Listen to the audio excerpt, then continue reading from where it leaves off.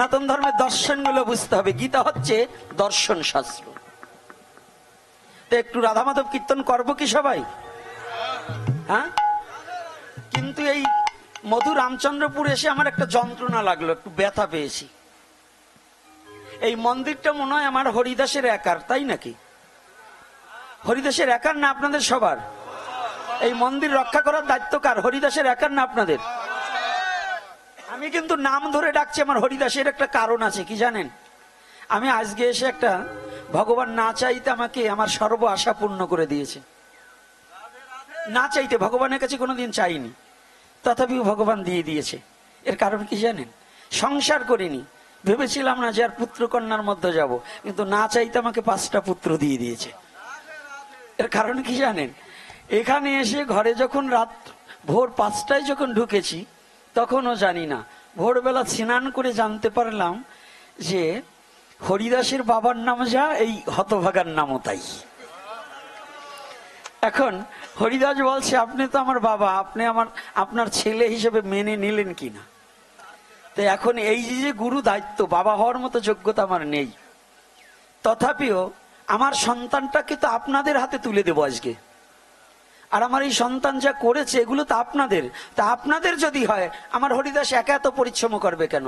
আপনারা কই একটা মালা গেঁথে আনেননি, একটা পুষ্প আনেননি, একটা ফল আনেননি, এত কিপটা কেন আপনারা? হ্যাঁ, আজকে সুন্দর সুন্দর চেয়ে মালা গেঁথে আনতে হবে আপনাদের, কারণ এই মন্দিরটা তো আপনাদের। তা আপনারা সাজাবেন না?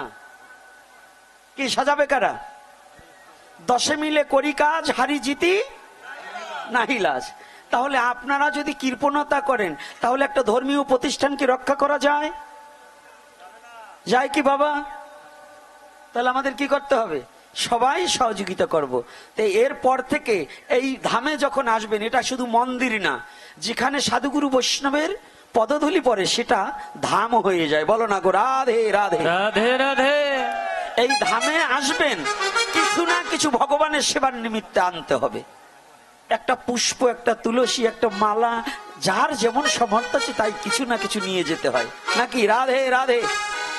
মনে থাকবে তো মা? এরপর থেকে মনে থাকবে তো? তাইলে এইবার একটু রাধা মাধব কীর্তন করি। মনের মালাটা, এই বনফুলের মালা না, মনফুলের মালাটা ভগবানকে আজ প্রদান করি। হরি বল হরি বল। সবাই যারা যেখানে দাঁড়িয়ে কিংবা বসে আছে, আমার সাউন্ডটা বোধহয় বাবা একটু কম আছে, আমার অন্তত মনিটরে বোধহয় একটু কম আছে। মনিটরের সমস্যা বোধহয়, আমি ক্লিয়ার পাচ্ছি না বাবা। চেষ্টা করা হচ্ছে কিন্তু আমি পাচ্ছি না। আমি নিজে কথা বলছি, আমি যদি নিজে আনন্দ না পাই তাহলে ভক্তকে আনন্দ দেওয়া যাবে না। নিজে গেয়ে শুনিস রে তোর নিজের গাওয়া গান, তোর গান তোর মন মতো হলে জুড়াবে সকল আর প্রাণ। মনিটরে একটু রিভাব দেন, বেন ভোকালে তাহলে।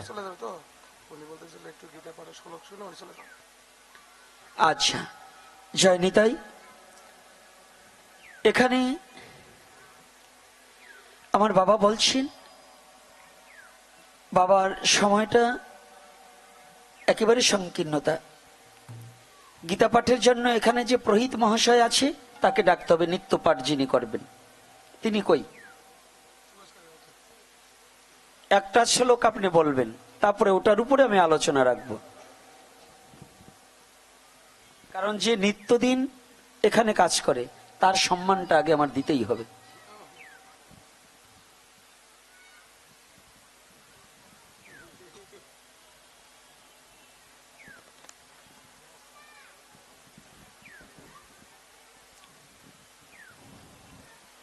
ওম নমো ভগবতে বাসুদেবায়। শ্রীমদ্ ভগবদ গীতা 3য় অধ্যায় কর্মযোগ। ভগবান শ্রীকৃষ্ণ উবাচ সহো যজ্ঞা প্রজা সৃষ্টা পুরোবাচ প্রজাপতি অনন্য সবিশ্বধর্মেষু বস্তিষ্ঠ কামধুক। সৃষ্টির প্রারম্ভে প্রজাপতি ব্রহ্মা প্রজা সৃষ্টি করে বলেছিলেন, তোমরা সর্বদা যজ্ঞ কর্মযজ্ঞ করিও, ইহাতে তোমাদের অভীষ্ট লাভ হইবে। ওম শ্রীমদ্ ভগবদ গীতা।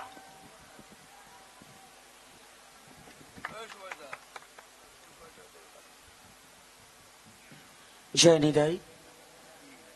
বাবা বলেছেন গীতা থেকে আলোচনা করার জন্য, আর আমার বাবা কর্মযোগ থেকে ব্রহ্মা যে নির্দেশ দিয়েছে সে কথাটা বলেছেন। আমি একটু তারও পূর্বে যাব। আমরা সনাতনীরা, বাবা সাউন্ডটা যেন কেমন হয়ে গেছে, রি রি করে আবার শব্দ হয়ে পড়ে, তাই না? রিপিট করছে। আমরা সনাতনীরা গীতার একটা কথা কেউ কষ্ট পাবেন না, আমাদের সুবিধা মতো অনেক সময় অনেক আলোচনা করে রাখি, কিন্তু প্রারম্ভ থেকে গীতাটাকে আগে বুঝতে হবে। না বুঝে গীতা শুধু পড়লে কিন্তু কোনোদিন হবে না। গীতা আমাদের কি দিতে চেয়েছেন, আর শ্রীমদ্ ভগবদ গীতা সনাতন ধর্মের এত বড় পবিত্র গ্রন্থ, আর সর্বপ্রথম শুরু করা হয়েছে একজন অন্ধ ব্যক্তি দ্বারা। এটাকে কিন্তু আগে বুঝতে হবে। কেন? আমরা স্বাভাবিক লোক, যদি একটা ল্যাংড়া লোক, একটা অতুর লোক যদি যাত্রাপথের সম্মুখে দেখতে পাই, তাহলে আমাদের মনটা খারাপ হয়ে যায়। আমি যাত্রা করে বেরোচ্ছি, একটা প্রতিবন্ধী লোককে দেখলাম সামনে। আর সনাতন ধর্মের শ্রীমদ্ ভগবদ গীতায় সর্বপ্রথম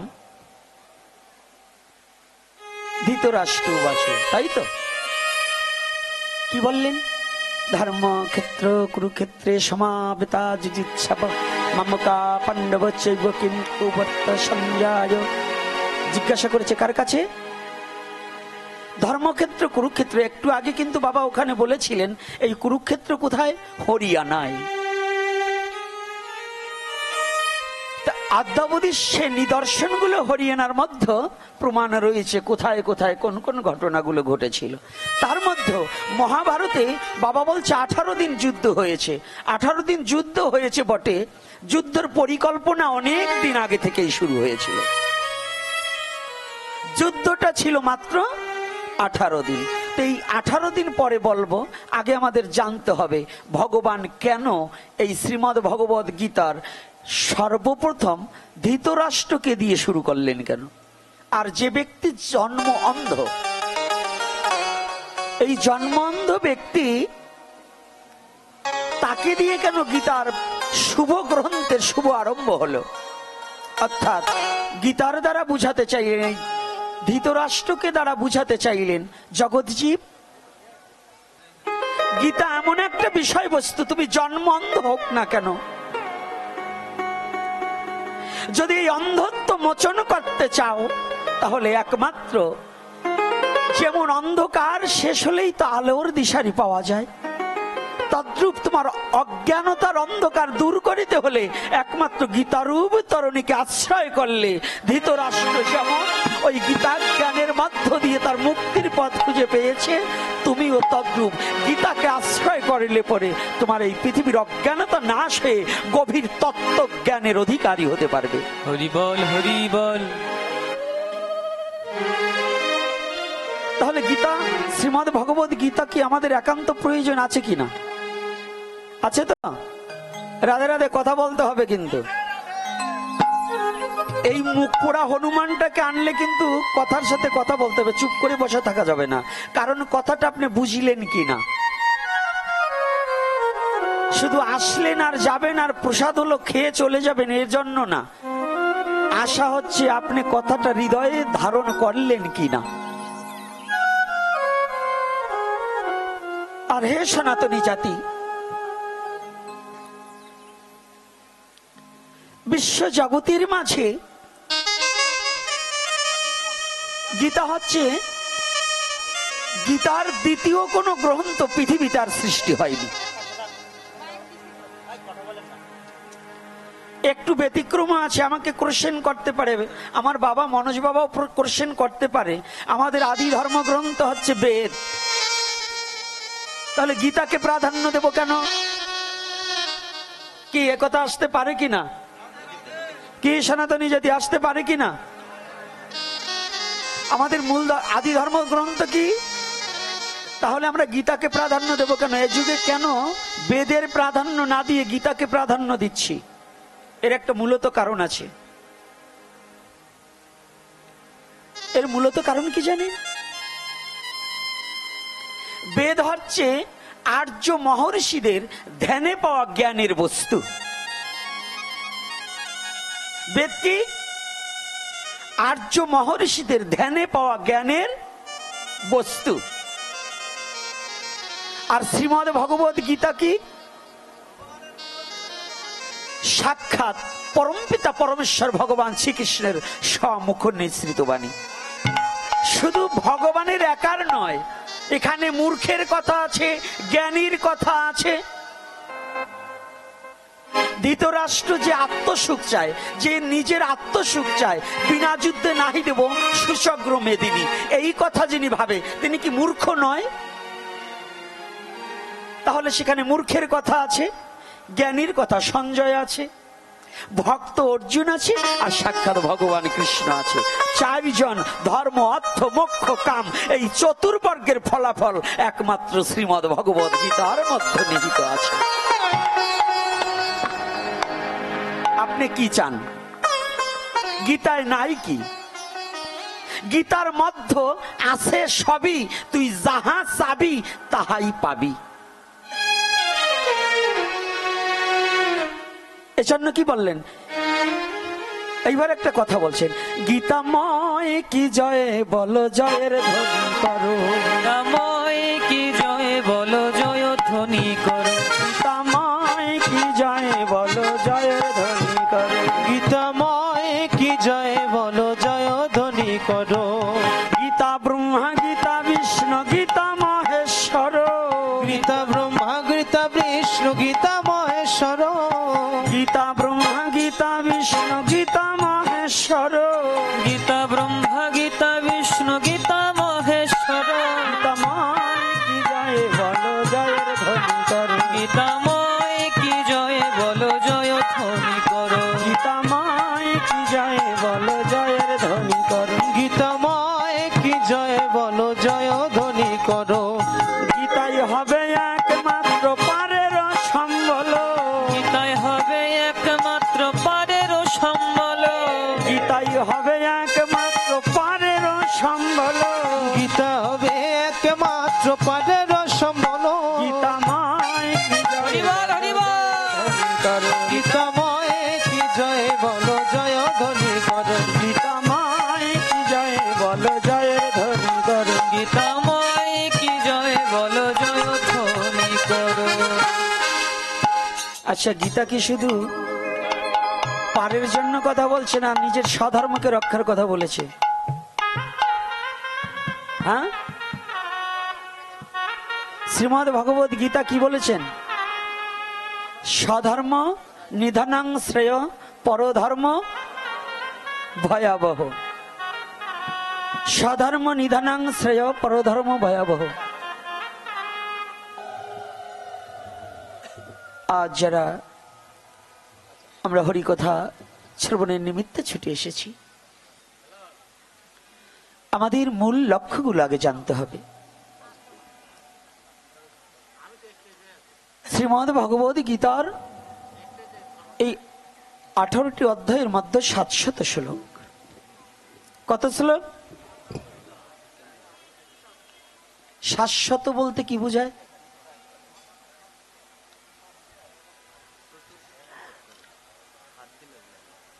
এখানে এই ভাষার মধ্যে একটু তাৎপর্য আছে। 700 বলতে বোঝায়, এক হচ্ছে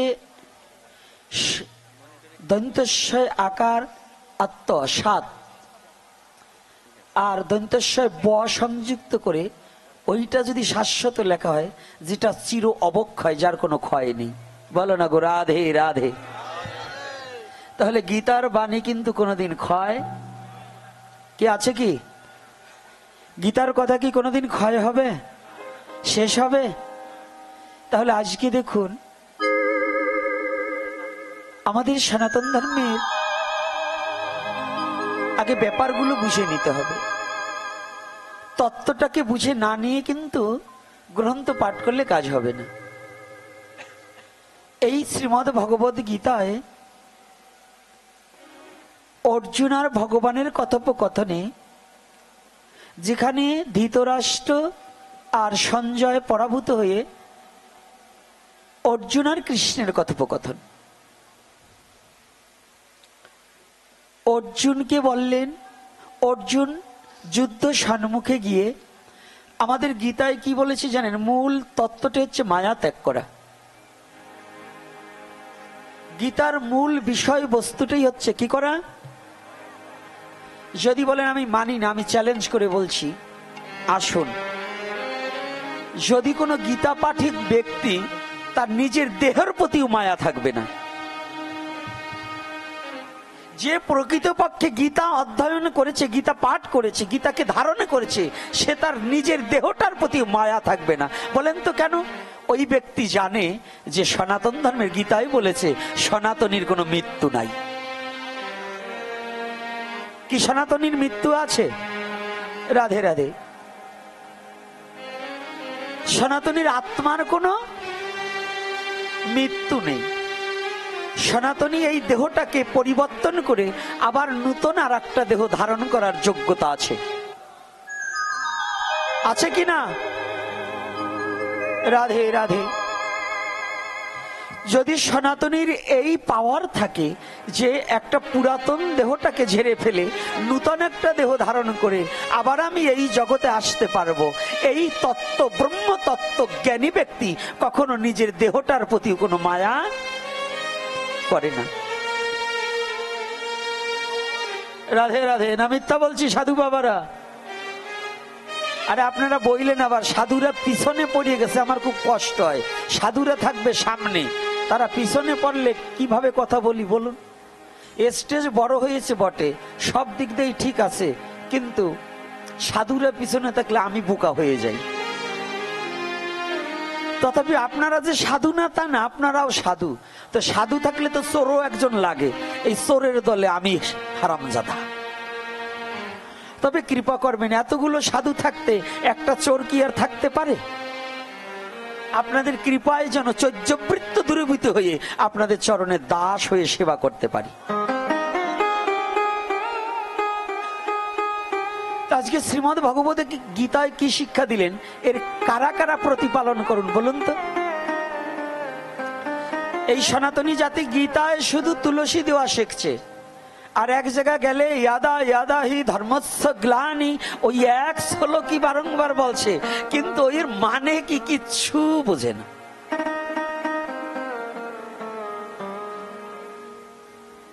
ভগবান কৃষ্ণ কি বললেন অর্জুনের সাথে কথোপকথনে, এইটা শোনে না। ওনারা খালি শোনে কি বলছে বলেন, সর্বধর্ম পরিত্যাজ্যং মামেকং শরণং অহং তাং সর্ব পাপেভ্যো মোক্ষায়াস্মি মা শুচ। এই এক শ্লোক পড়ে এই হরি বল কাইতে গেছে। এর আগে যে কত শ্লোক কত ভাবে অর্জুনকে বুঝাবার জন্য ভগবান বললেন, সেগুলো কানে যায় না। ওই একটাই বেঁচে, সর্বধর্ম পরিত্যাজ্যং, মানে সমস্ত ধর্ম পরিত্যাগ করে এই বলছে না। একথা বলেনি। অর্জুন যখন মোহগ্রস্ত, মায়ায় মোহিত হয়ে বন্ধু শ্বশুর শালকাদি আত্মীয় বর্গের ভাই ব্রাদারের বদন দর্শন করে যখন মোহগ্রস্ত মায়ায় পরিপাটি হয়ে যখন বললেন আমাকে ওরা বধ করুক, আমি ওদেরকে বধ করব না। কি বলেছে? আমাকে ওরা বধ করুক, আমি ওদেরকে বধ করব না। ধনুর গান্ধী পরিত্যাগ করে দিলেন। এই যুব সমাজ, আজকে এই মধু রামচন্দ্রপুরে যারা এসেছে, যুব সমাজ এদিক ওদিক ছুটোছুটি করছে। দিবাভাগের পাঠ করে শান্তি পাওয়া যায় না, আমাকে আনতে হবে রাত্রে। দিনের পাঠে মনও বসে না, আমারও বসে না, আপনাদেরও বসে না। আর ওই মেলা তো পাশে, যত সবগুলো ওই মেলাতে ঘুরবে, কিন্তু ঠিক চাল ডাল ঠিকই ফুরাবে। চাল ডাল যে ফুরাবে তা না, কিন্তু হরি কথা শুনবে না। তো যারা হরি কথা না শুনে ওই হরিবাসরে প্রসাদ গ্রহণ করা উচিত নয়। কারণ আপনি তো ওখানে পরিশ্রম করেননি। শ্রবণ করাও একটা ধৈর্যের প্রয়োজন, একটা সাধনা। তা আপনি যদি হরিকথা না শ্রবণ করেন, শুধু আসবেন আর খাবেন আর যাবেন, এটা কিন্তু হবে না। এতে আপনি ঋণী হয়ে যাবেন। আর ঋণ মুক্ত যদি হতে চান, তাহলে একটু বসে বসে হরিকথা শ্রবণ করে তারপরে আপনি প্রসাদ পান, তাহলে আপনি কারো কাছে ঋণী নয়, আমার ভগবানের ভক্ত হয়ে যাবেন। হরি বল হরি বল।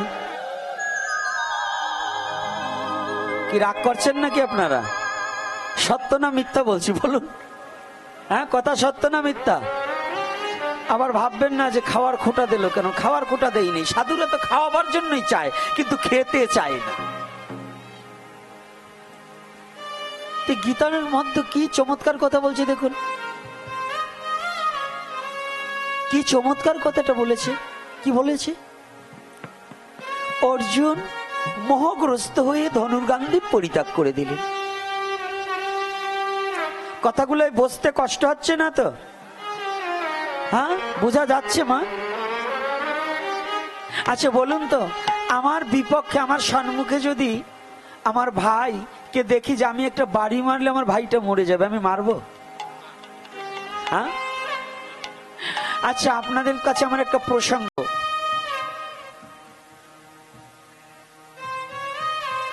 আচ্ছা জানি, তাই ওটা লিখে দিবার বলছি, তাও দেন না। আমার তো ভুল হইতে পারে, মধ্য আর মধু একই তো, ই যায় প্রায়। যাক, আমার ভুল হয়েছে, আমি তার কোনোদিন আসিনি। মধ্যরামপুর, মধুরামপুর নয়। দিবার চাইছিলাম মধু। এখন যদি আপনার মধু না খাইয়ে চিনি খান, আমার কিছু করবার নাই। মধ্যরামচন্দ্রপুর দেখছেন, মানে তারপরে আগে পাশে আরো রামচন্দ্রপুর আছে।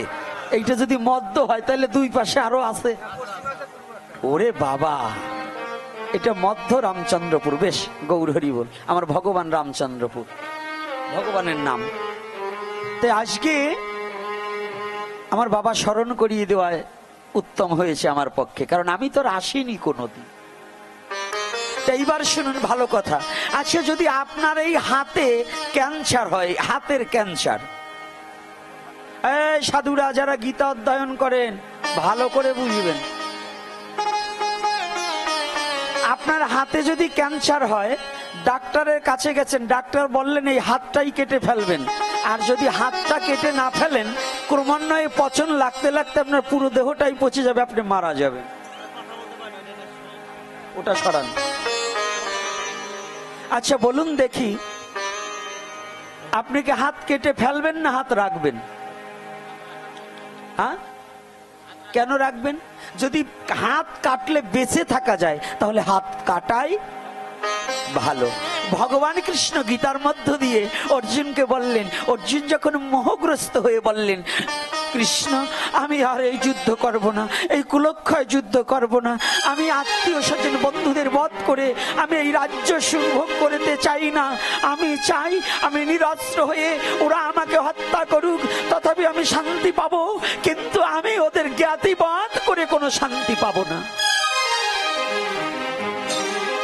ভগবান বললেন, অর্জুন তুমি যাদের জ্ঞাতি বলছো, ওরা তোমার জ্ঞাতি নয়। তুমি যাদের বন্ধু ভাবছো, তারা তোমার বন্ধু নয়। ভগবান কেমন কথা? ভগবান কি একজনের বধ করার কথা বলতে পারে? এটা বলা ভগবানের পক্ষে শোভা পায়? তাহলে ভগবান কেন অর্জুনকে মারতে বললেন? এই যে বৈষ্ণবের দলের আপনারা তো শ্লোক একখান পাইছেন, মহাপ্রভুর শ্লোক। কি শ্লোক? তৃণাদপি শুনেছেন তরুরেব সহিষ্ণুন অমানেন মানদেন কীর্তনিয়া সদাহরি। এই এক শ্লোক বইলে বইলে এই সনাতনী পোলাপানরে হিজড়া বানাবার অবস্থা করছে। ঘুমিয়ে আছে শিশুর পিতা, সব শিশুর অন্তরে। সেই শিশুর পিতাকে গলা টিপে মারার একটা ব্যবস্থা করছে। সেটা কি? ওই যে তৃণাদপি শুনেছেন তরুরেব সহিষ্ণুন অমানেন মানদেন কীর্তনিয়া সদাহরি। এই শ্লোক সব জায়গার জন্য নয়। ক্ষেত্র ক্ষেত্রজ্ঞ বিভাগযোগ্য, ক্ষেত্র ক্ষেত্রজ্ঞ কোন ক্ষেত্রে কোন বীজ বপন করতে হবে, এইটা যদি না জানেন তাহলে চলবে না। যদি অসুরের প্রকোপ থেকে রক্ষা পেতে হয়, তাহলে আপনার ওই ত্রিনাদপি ষোলোকে কাজ হবে না। হবে কি? রাধে রাধে। ত্রিনাদপি ষোলোকে কাজ হবে? তাহলে অসুরের হাত থেকে বাঁচতে হলে আপনাকে গীতাকে অবলম্বন করতে হবে, ও কৃষ্ণের কথা অবলম্বন করতে হবে। হে অর্জুন, মোহবশত হয়ে তুমি তোমার অস্তিত্ব হারাতে বসেছো, ভুলে যাও। এই মোহতে তুমি মোহিত হইও না। তুমি না ক্ষত্রিয়? ক্ষত্রিয়র স্বধর্ম, স্বধর্মের জন্য যুদ্ধ করে প্রাণদান করা, এটাই ক্ষত্রিয়র স্বধর্ম। বলো না গো রাধে রাধে। নিজের স্বধর্ম রক্ষার তরে প্রাণদান করা, এটাও ক্ষত্রিয়র স্বধর্ম। তুমি না ক্ষত্রিয়? ওঠো, ধরো অস্ত্র, করো যুদ্ধ, হটাও দুষ্কারীকারীদের, দুষ্কৃতিকারীদের হটাও। তা না হলে তোমার স্বধর্ম রক্ষা হবে না। বলো না গো রাধে রাধে। কি কষ্ট হচ্ছে নাকি? আলোচনা করব না বন্ধ করব? হ্যাঁ, চালাই যাব।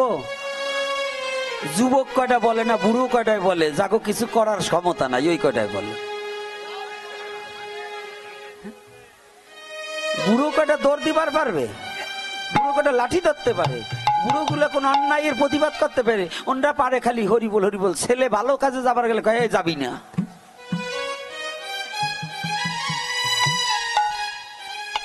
আপনাদের ভাষার সাথে আমার মিল যদিও না হয়, ভাষা বুঝতে কষ্ট হয় না তো? না, আবার আঞ্চলিক ভাষা আছে তো। আরে বাপে কোটে গেলি রে, এখন আমি ও তো কতি পারব না। জয় শ্রী রাধে রাধে। যাক, তথাপিও চরণে স্থান দেবেন। তাহলে আজকে শ্রীমদ্ ভগবত গীতায় অর্জুন যুদ্ধ করবে না, ভগবান নির্দেশ দিচ্ছে কেন? অর্জুন মোহবশত হয়ে কোনটা ন্যায় কোনটা অন্যায় এটা বুঝতে পারছে না। কে অসুর আর কে ভালো, কে দেবতা, এটা অর্জুন বুঝতে পারেন। সেইটাকে ভগবান নির্দেশ দিলেন যে তুমি যে বন্ধু ভাবছো, যাকে তুমি বন্ধু ভাবছো, সে তোমার বন্ধু নয়। থাকবে যদি তোমার স্বধর্ম রক্ষা করতে হয়, তাহলে তোমার যুদ্ধ করেই তোমার স্বধর্মকে রক্ষা করতে হবে। ধরো ধনুর ধরো, যুদ্ধ করো। তাতেও যুদ্ধ করবে না, তাই না? এই কথার উপরে বুঝাতে বুঝাতে বুঝাতে বুঝাতে মোক্ষযোগ পর্যন্ত এই 18 দিনের মধ্যে একবারও যুদ্ধ হয়, যুদ্ধ হয়েছে। কিন্তু এই যে ভগবানের যেই 18 অধ্যায় গীতা, এই গীতার যে 700 শ্লোক, এর মধ্যে কোথাও যুদ্ধ হয়নি। অর্জুন আর কৃষ্ণ যদি এক জায়গায় থাকে, তা যুদ্ধ করলো কে? এই গীতামৃত অন্য কাউকে তো দান করেনি, দান করেছিল কাকে? অর্জুনকে। তা কি, তবে কি বলুন তো,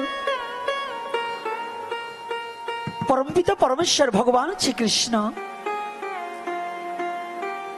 যখন অর্জুনের সেই আত্মচৈতন্যবোধ জ্ঞান আসেন, কৃষ্ণকে আমি কে এই বোধগম্য যখন জানলেন, তখনই অর্জুন যোদ্ধা হলেন। এর আগে কিন্তু অর্জুন ওই কুরুক্ষেত্রের যোদ্ধা ছিল না।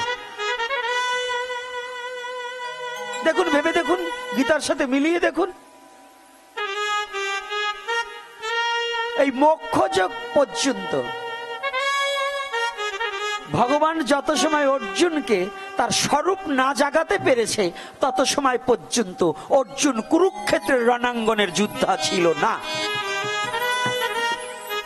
একজন যদি বলতে পারেন না এ সময় যোদ্ধা ছিল, আমি বলছি, আসুন আমি তার সাথে একটু কথা বলি দেখি। যদি উনি যুদ্ধ করতো, তাহলে তো কৃষ্ণের এতগুলো কথা বলতে হতো না, তার ওই বিশ্বরূপ দর্শন করাতে হতো না। তাহলে এত সময় লেগেছে। তাই আমি অনুরোধ করবো সমস্ত সনাতনী জাতিকে, শুধু আন্তর্জাতিক গীতা মহোৎসব নয়, প্রত্যেকটা সনাতনী হৃদয়ের মাঝে সেই ঘুমিয়ে আছে শিশুর পিতা, যে পিতা ঘুমিয়ে আছে, তাকে জাগানোর ব্যবস্থা করা হোক। তাকে জাগাতে হবে। কাকে থাকে, যে প্রতিটা হৃদয়ে, যুবকের হৃদয়ে ঘুমিয়ে আছে, তাকে ঘুম ভাঙাতে হবে। তা ঘুম ভাঙাতে হলে পরে শুধু মায়াবাদী কথা বলে কখনো ঘুম ভাঙানো যাবে না। শুধু হরে কৃষ্ণ কীর্তন করে নিজের স্বধর্মকে রক্ষা করা যাবে না। তাহলে কি করতে হবে? আমাদের প্রতিটা ক্ষেত্রে অন্যায়ের প্রতিবাদী হবে, সত্যকে প্রতিষ্ঠা করার জন্য দাঁড়িয়ে যেতে হবে। সত্য কি? যিনি সনাতনকে আশ্রয় করেছে তিনি ভগবানের কোলে শুয়ে আছে। যিনি ভগবানের কোলে শুয়ে আছে তিনি জীবনে মিথ্যাকে কোনোদিন গ্রহণ করতে পারে না। বলো না গো রাধে রাধে। রাধে রাধে। পারবে তো নাকি না কাপুরুষ হবে? হ্যাঁ, পারবে না? ভুলে গেলে চলবে না, সনাতনী কোনো কাপুরুষের বংশধর নয়। সনাতনী বীর পুরুষের বংশধর। সনাতনী রাম রাজত্বে বিশ্বাসী। সনাতনী কৃষ্ণের মথুরায় কংসকে ধ্বংস করে সত্যকে প্রতিষ্ঠা করায় বিশ্বাসী। করেছে কিনা? রাধে রাধে। সনাতনী জাতি ভুলে গেলে চলবে না। কংসের মতো কৃষ্ণ কংসের মতো অসুরকে বিনাশ করে সেই মথুরাকে মহাতীর্থে রূপান্বিত করেছে। করেছে কিনা? রাধে রাধে। হয়েছে কিনা? তাহলে ভুলে গেলে চলবে? আমি সেই জাতি, আমি সেই সনাতনী। কংসকে বধ করে শান্তিকে প্রতিষ্ঠা করার জন্য আমার জন্ম হয়েছে, কিন্তু কংসের সাথে হাত মিলিয়ে মানুষের হৃদয় থেকে শান্তি কেড়ে নেওয়ার জন্য আমার জন্ম হয়নি। আমার জন্ম হয়েছে শাশ্বত শান্তি ফিরিয়ে দেওয়ার জন্য। আমার জন্ম হয়েছে বিশ্ব জগতে মানব সেবার জন্য। আমার জন্ম হয়েছে জাতিকে রক্ষা করার জন্য। আমার জন্ম হয়েছে সনাতনীকে রক্ষা করার জন্য। আমার জন্ম হয়েছে প্রতিটা সনাতনীর ঘরে ঘরে গীতা তত্ত্ব জ্ঞানকে পৌঁছিয়ে দেওয়ার জন্য। হরি বল, বল হরি বল। হরি হরি হরি বল। আমার জন্ম কোনো নিতার পাচাটা কুকুর হওয়ার জন্য নয়। আমার জন্ম হয়েছে ওই দল নিয়ে লাফালাফি করার জন্য নয়। রাজা, হ্যাঁ, ওই যে একটা গান আছে না, গরিব সে তো থাকবে গরিব, আসুক যে কোনো সরকার, গরিবের রাজনীতি করার কি দরকার? বলুন। গরিব সে তো থাকবে গরিব, আসুক যে কোনো সরকার। গরিবের রাজনীতি করার কি দরকার? কি বাবা, আমাদের রাজনীতি করার কোনো দরকার আছে? আজও সনাতনী জাতি ঘুম ভাঙেন, রাজনীতি নয়, আমার ধর্মনীতি রক্ষা করতে চাই। ধর্মনীতিতে আমি বিশ্বাসী। তবে রাজ্যে থাকলে রাজশাসন মেনে নিতে হবে, ওই রাজ্যের নিয়ম কানুন মেনে নিতে হবে। আমাদের দ্বারা সনাতনী জাতির যার দ্বারা উপকার হবে, সে যে গোত্রের, যে ধর্মের, যে দলের হোক, আমরা তাকে ভালোবাসতে কোনো বাধা নেই। কিন্তু আমার জাতির প্রতি যদি আঙুল তুলে, আমার জাতি যদি সুরক্ষিত না থাকে, আমার মন্দির যদি সুরক্ষিত না থাকে, আমার দেবতার মন্দির যদি সুরক্ষিত না থাকে, আমার বিগ্রহ যদি সুরক্ষিত না থাকে, আমার মা বোন যদি সুরক্ষিত না থাকে, কোন নেতাকে পরোয়া করার টাইম নাই।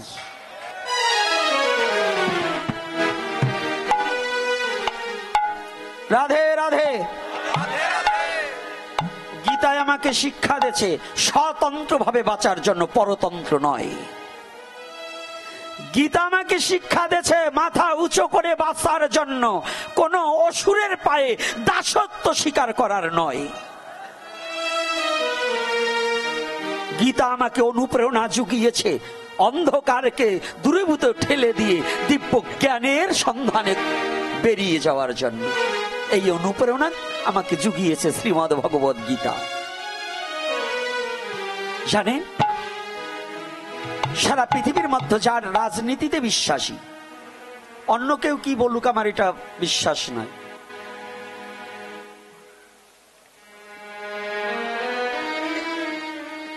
ভারত ভূমিতে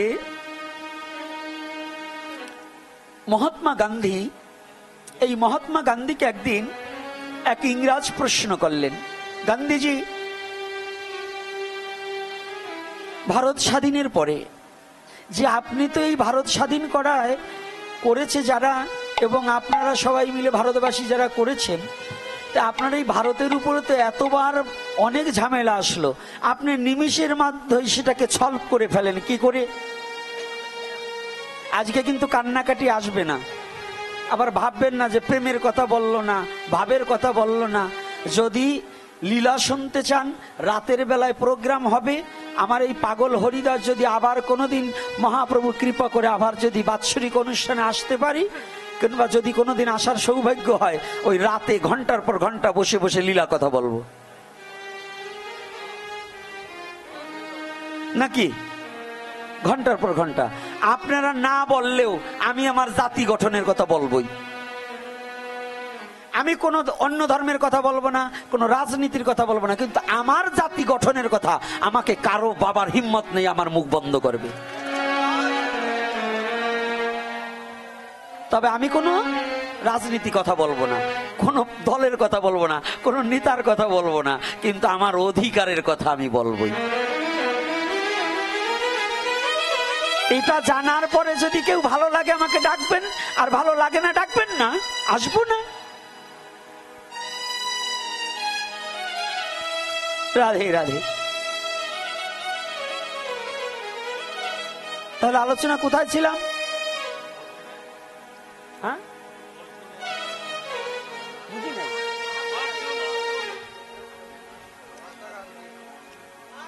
ওই একজন ধরেছে, ওই একজন পেলাম যে শুনছে কথাগুলো, আপনারা অন্য দিকে মন চলে যায়। অর্থাৎ মহাত্মা গান্ধীকে ইংরাজ জিজ্ঞাসা করলেন, আপনি এই ঝামেলার এত ঝামেলা সেটাকে সলভ করেন কি করে, মানে মীমাংসা করেন কি করে?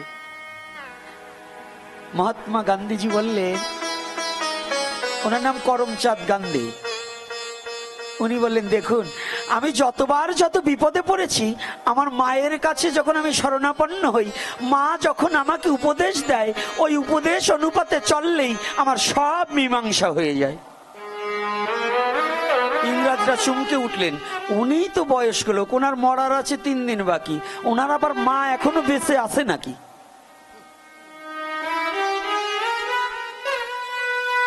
মহাত্মাজি, আপনার মা এখনো বেঁচে আছে? আরে আছে কি, ছিল, আছে, থাকবে। আপনার মাকে একটু দেখাতে পারেন? হ্যাঁ, আসুন। আসেন কলকাতাতে।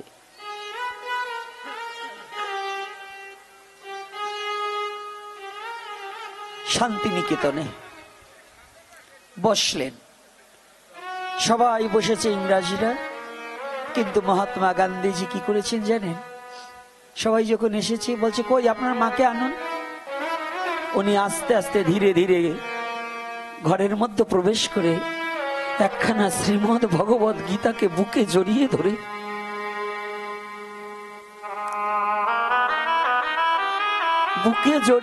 ধীরে ধীরে করে মহাত্মা গান্ধীজি ইংরেজদের সম্মুখে এসে দাঁড়িয়েছে। গান্ধীজি, আপনার মা কই? উনি ওই টেবিলের উপরে একটা আসন পেতে দিয়ে ওই শ্রীমদ ভগবত গীতাখানা রেখে দিয়েছে। কই আপনার মা? এই তো আমার মা। না না, এত একখানা পুস্তক। সাহেব,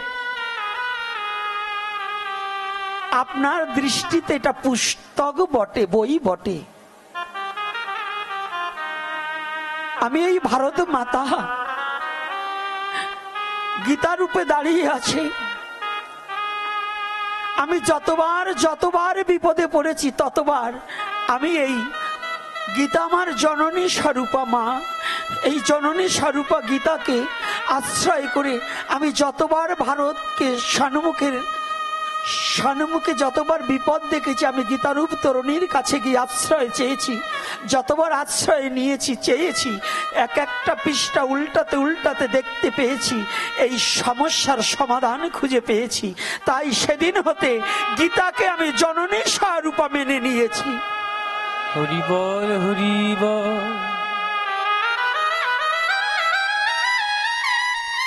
গীতাকে আমি জননী স্বরূপা হিসাবে মেনে নিয়েছি।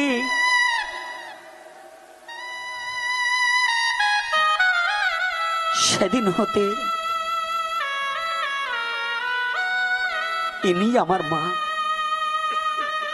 শিশু যেমন বিপদে পড়লে, ছোট্ট শিশু যখন আঘাত লাগে,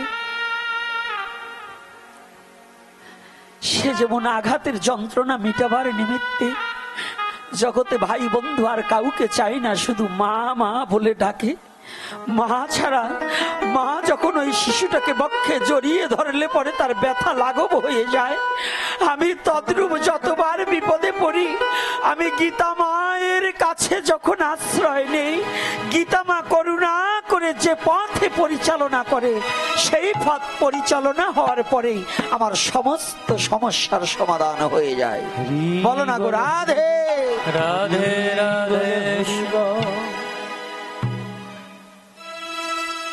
কথাটা বুঝতে পেরেছি? তাহলে গীতা হচ্ছে আমাদের কি? জননী স্বরূপা। আর একটু ক্লিয়ার করে দিচ্ছে, গীতা নারী না পুরুষ? কি সাধু বাবা, গীতার গুজ্জ 18টা নাম, এর মধ্যে একটা পুরুষের নাম আছে? হ্যাঁ, সবই কাদের নাম? মায়েদের নাম। এর কারণ কি জানেন? এই যুবক ছেলেরা, গীতা কেন পড়তে হবে? গীতাকে কেন ধারণ করতে হবে? গীতার সম্বন্ধে কেন উদ্বুদ্ধ হতে হবে? গীতা স্কুল কেন চালু করতে হবে? আজকে আমি শুনেছি আমার বাবা হরিদাস বলছে যে বাবা একটা গুরুকুল চালু করেছি, তাই তো? গুরুকুলে আমাদের সনাতনী জাতি ইংলিশ মিডিয়ামে ছেলেকে পড়াবে, কিন্তু গুরুকুলে ভর্তি করতে চায় না, গীতা স্কুলে ভর্তি করতে চায় না।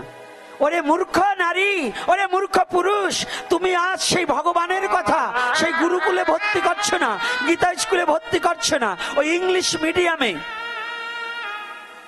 পড়িয়ে ছেলেকে ইংরাজ তৈরি করছো। তোমার মৃত্যু সময় কর্ণে একটু হরিনাম দেওয়ার কেউ থাকবে না। আর যদি তোমার সন্তানটাকে গুরুকুলে ভর্তি করে, গীতা স্কুলে ভর্তি করে যদি একটা ভক্ত পরিবেশ গঠন করতে পারো, ভক্ত তৈরি করতে পারো, আর কিছু না দিতে পারলেও তোমার মৃত্যু পথযাত্রীর কানে তোমার সন্তান একটু হরিনাম দিতে পারবে। কোনটা প্রয়োজন? ইংরাজ তৈরি করব না ভক্ত তৈরি করব? কোনটা? তাহলে ভক্ত তৈরি করার জন্য আপনার সন্তানকে অবশ্যই বাধ্যতামূলক গীতা স্কুলে এবং গুরুকুলে ভর্তি করা বাধ্যতামূলক, বিধেয়। কি প্রয়োজন আছে কি না? কথাগুলো মনে থাকবে তো? যেগুলো এরকম করছে ওনাকে বাচ্চা কাছে বিয়েই করে নাই।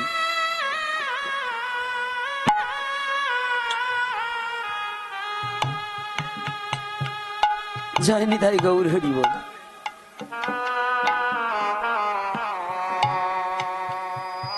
প্রতিটা সময়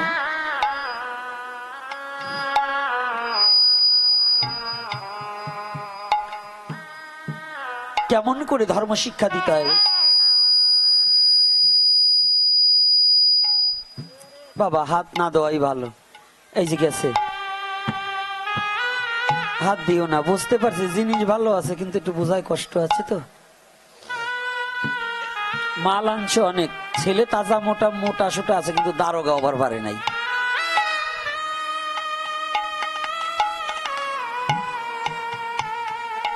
হিরণ্যকশ্যপুর পুত্র প্রহ্লাদ,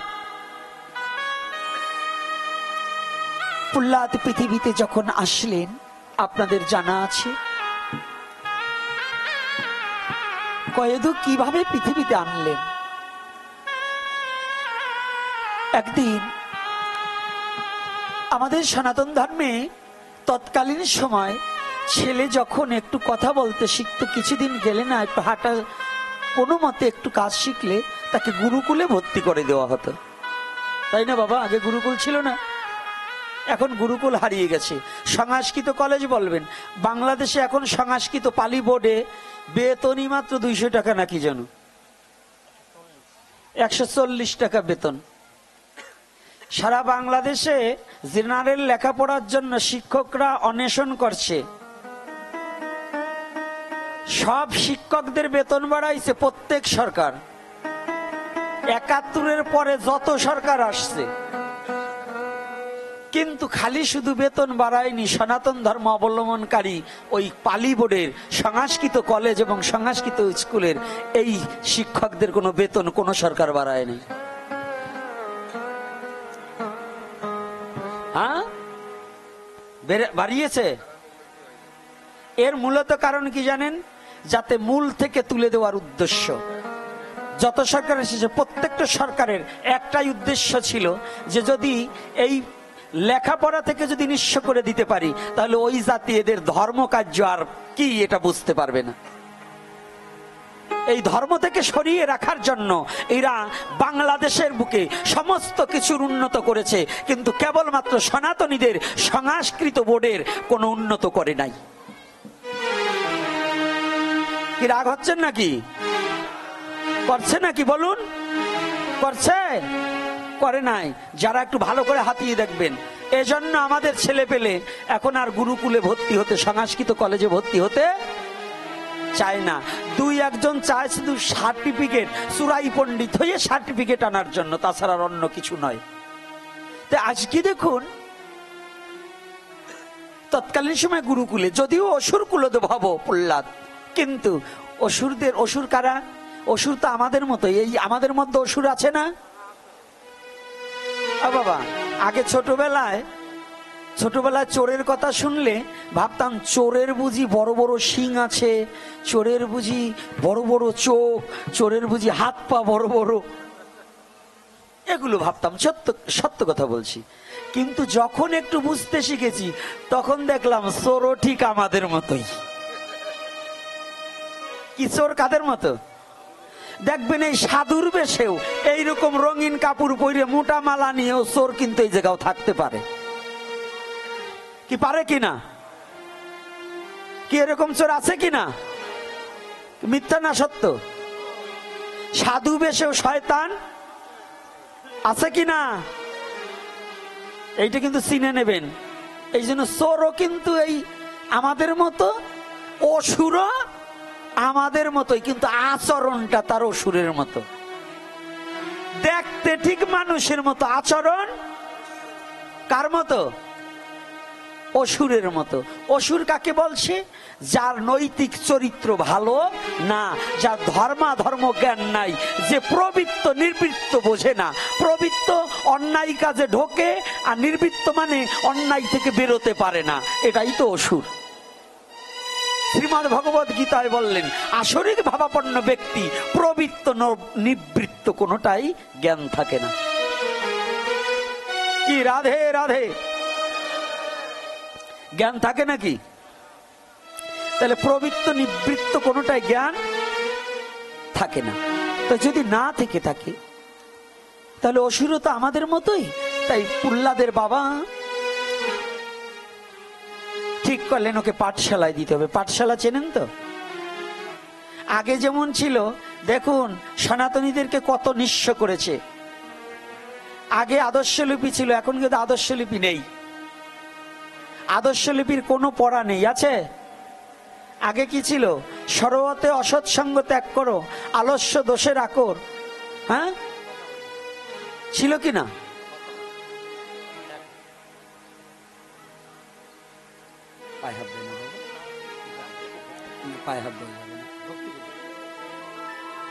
জয় শ্রী রাধে, জয় নিতাই। বাবা আবেগ থামাতে পারেনি। বাবা এসেছে ভগবানের সেবার নিমিত্ত, 1000 টাকা করলেন দান। তার প্রেম ভক্তি দান করে যেন আমার গৌর ভগবান। তো আজকে দেখুন কথাটা ভালো করে বুঝবেন। আমাদের নিঃস্ব করেছে কোন ভাবে একটু ভালো করে জানুন। অসৎসঙ্গ ত্যাগ করো, আলস্য দোষের আকর, ইক্ষুরাশিত অতিমিষ্ট, ঈশ্বরকে বন্দনা করো, উগ্র ভাব ভালো নয়, ঊর্ধ্বমুখে পথ চলিও না, ঋষিবাক্য শিরোধার্য, একতা সুখের মূল, ঔদার্য অতি মহৎ গুণ, ঔষার্য রক্ষা করা কঠিন নাকি? ছিল কি না? সেগুলো আছে, এখন নির্মূল করে দিয়েছে। কারণ ওই যে আছে ঈশ্বরকে বন্দনা করো, উগ্র ভাব ভালো নয়, ওগুলো যদি পড়াশোনা ছেলে পেলে করে তাহলে তো একেবারে অন্য কায়দা হয়ে যাবে। এজন্য ওটাকেই বাদ দিতে হবে, ওটাকে বাদ দিয়ে দেওয়া হয়েছে। কি আমার কথায় কি খারাপ লাগছে নাকি? আলোচনা করব নাকি? আর একটু করবো আলোচনা। কত সময়? আর 10 মিনিট। হ্যাঁ, ক্ষুধা লাগেনি তো? আরে ক্ষুধা লাগবে কি, সেবা কইরেই তো এসে বইছি। সেবা করে এসেই তো বসেছি, তার ক্ষুধা লাগবে কি? আজকে প্রহ্লাদের বাবা প্রহ্লাদকে পাঠশালায় দিয়েছেন। ছোট প্রহ্লাদ 5 বছর বয়স, গুরুকুলে দিয়েছে, বিদ্যালয়ে। এখনকার বিদ্যালয়, তখনকার হচ্ছে পাঠশালা। তো গুরুদেব পড়ানোর সাথে সাথে 2-1 দিন পরেই গুরুদেব বলছে, প্রহ্লাদ খুব পটুযশী, এত সুন্দর শ্রুতিধর, যা শ্রবণ করে তদ্রূপ সে পারে। গুরুদেব জিজ্ঞাসা করেছে, প্রহ্লাদ আজকে নতুন চ্যাপ্টার হবে, আজকে ব্যঞ্জন বর্ণ থেকে পড়া হবে, পড়ো ক। বলছে ক। বলছে পড়ো খ। বলছে গুরুদেব আমার একটা নিবেদন আছে। কেন? আমার নিবেদনটা এই, আপনি কি জানো বললেন? বলছে ক। বলছে কতে কি হয়? কতে কি হয়?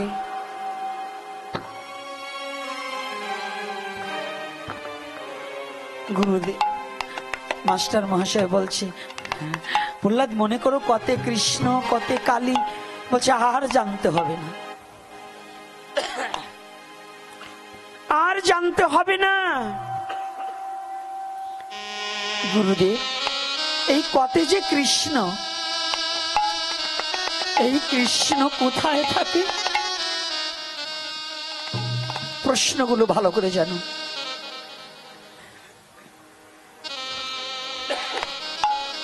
এ কৃষ্ণ তো জগৎপতি ভগবান গোলক বিহারী কৃষ্ণ। গুরুদেব এ কৃষ্ণকে পাওয়া যায় কি করে?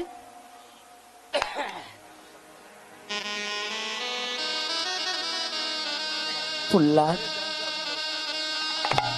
এ কৃষ্ণ বড় দয়াময়, যদি কোনো ভক্ত তাকে শুদ্ধ চিত্তে ডাকিতে পারে তাহলে সেই কৃষ্ণ তাকে দেখা দেয়।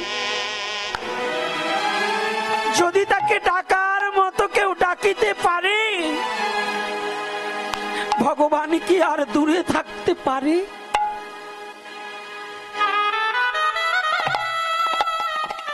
গুরুদেব প্রণাম করেছে, আজ হতে আমাকে আশীর্বাদ করুন, আমি যেন আমার জীবনটা যতদিন পর্যন্ত আমার প্রাণ গোবিন্দ কৃষ্ণকে শ্রীহরিকে দর্শন না করতে পারি, ততদিন পর্যন্ত যেন আমার বদন থেকে শ্রীহরির নাম কোনোদিন না চলে যায়।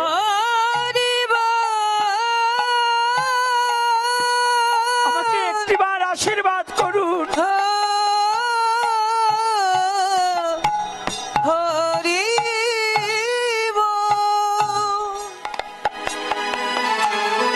সমস্ত পড়া বন্ধ হয়ে গেছে, জগতের সমস্ত বিদ্যা ভুলে গেছে, একমাত্র হা কৃষ্ণ, হা কৃষ্ণ। গুরুমশাই আর কোনো পড়া পড়াতে পারছে না, একটাই বিদ্যা, হা কৃষ্ণ, হা কৃষ্ণ। কৃষ্ণ কৃষ্ণ বিনে কিছু জানে না,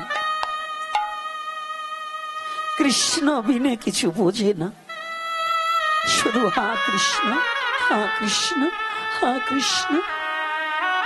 গুরুদেব মনে মনে চিন্তা করলেন, যদি আমি হিরণ্যকশ্যপকে এই কথা না জানাই তাহলে অসুররাজ আমাকে দণ্ড দেবে, আমার জানাতে হবে। সংবাদ দিলেন, রাজন এসেছে। রাজন, আপনার পুত্রকে যে আমি পড়ালেখা করাতে পারছি না, ও যে কৃষ্ণ বিনে আর কিছু জানে না, কৃষ্ণ বিনে আর কিছু বোঝে না, বদনে কৃষ্ণ নাম ছাড়া আর কিছু যে বলে না।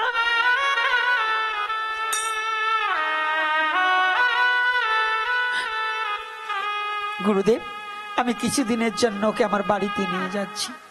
রাজপ্রাসাদে নিয়ে গেলেন। 5 বছরের ছেলেকে বুঝাতে লাগলেন, বাবা তুমি কৃষ্ণ বলো না, ও কৃষ্ণ আমাদের উপাস্য নয়, আমাদের উপাস্য হচ্ছে শিব ঠাকুর। দেখবেন দৈত্যদের বেশিরভাগই উপাসনা করেন, দৈত্যরা শিবের উপাসনা, নাকি? কি যারা কৃষ্ণ ভক্ত আছেন, যারা শাস্ত্রজ্ঞ ব্যক্তি আছেন, বেশিরভাগ অসুররা কিন্তু তারা যে ভক্ত না তা না, তারা বৈষ্ণবীয় লাইনে না, তারা শৈব, নাকি? রাধে রাধে, না মিথ্যা বলছি? তো আজকে বলছে তোমার ওটা উপাস্য নয়, তোমার উপাস্য তুমি এই শিব ঠাকুরের মন্দিরে প্রণাম করো, মহাকালের ধ্যান করো, মহাকালের চরণে পুষ্পাঞ্জলি দেবে। হ্যাঁ পিতা, আমি যে কৃষ্ণ ছাড়া আর কিছু জানি না, আমি যে কৃষ্ণ ছাড়া আর কিছু বুঝি না, আমি যে কৃষ্ণ ছাড়া হৃদয়ে আর কিছু মেনে নিতে পারবো না। কৃষ্ণ এই যে আমার সর্বসর্বা, আমার মন প্রাণ যে কৃষ্ণ নামে হরণ করে নিয়েছে। হরিব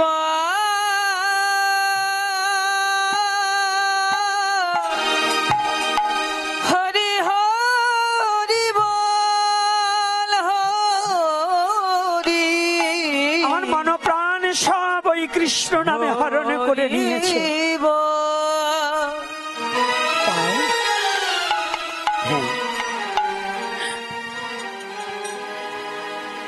শোনো বৎস, শোনো বালক, তুমি আমার পুত্র, তোমাকে আমি নির্দেশ দিচ্ছি, তুমি এই কৃষ্ণ নাম বন্ধ করে দাও, তুমি মহাকালের পূজা করো।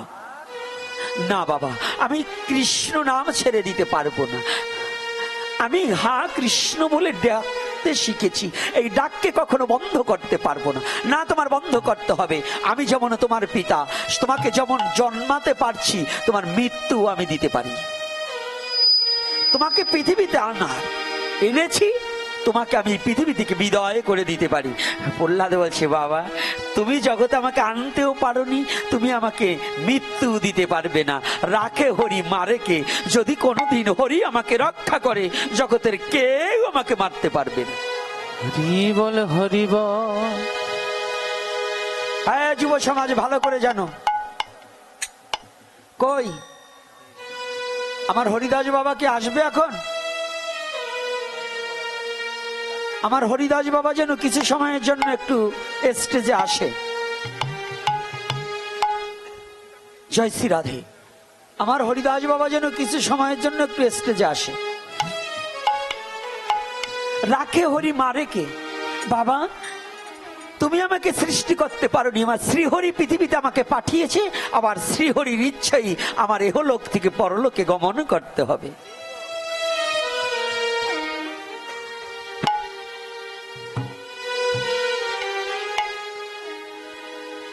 যখনই এহেন কথা বলেছে, বলছে যত বড় মুখ নয় তত বড় কথা। পিতার সামনে যে ছেলে বাঘ যুদ্ধ করে, দাঁড়াও, তবে তুমি হরিনাম ছাড়বে না? না, আমি হরিনাম ছেড়ে দিতে পারবো না, আমি কৃষ্ণ নাম ছাড়বো না। ও ছাড়বে না, কি করে ছাড়াতে হয়? তাহলে তোমার অবধারিত মৃত্যু। কি করবো জানো? আমার যে মত্ত হাতি আছে, মত্ত হাতি বোঝেন তো? হ্যাঁ,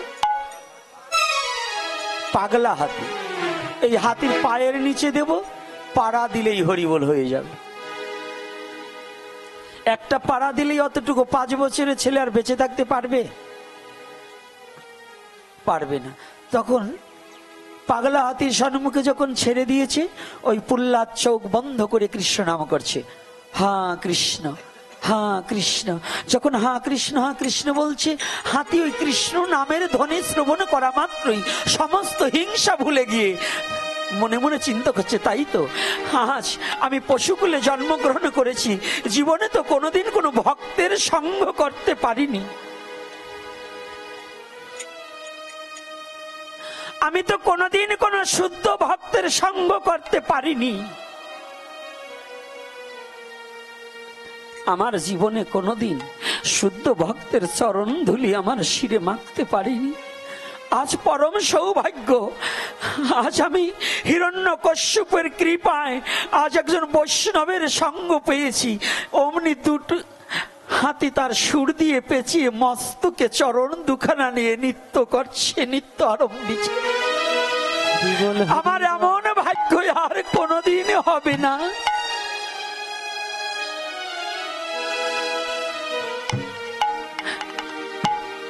হাতি পশুকুলে জন্মগ্রহণ করলে কি হবে?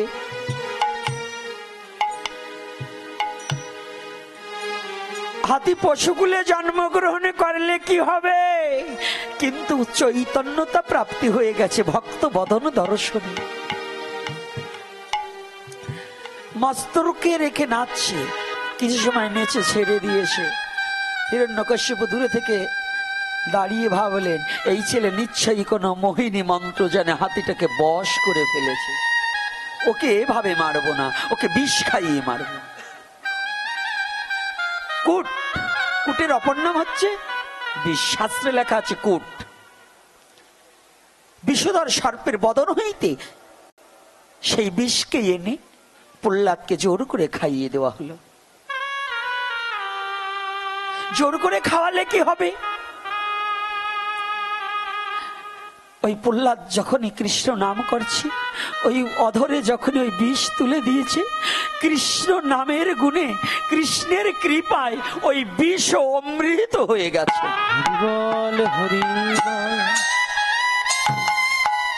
বিষ অমৃত হয়ে গিয়েছে।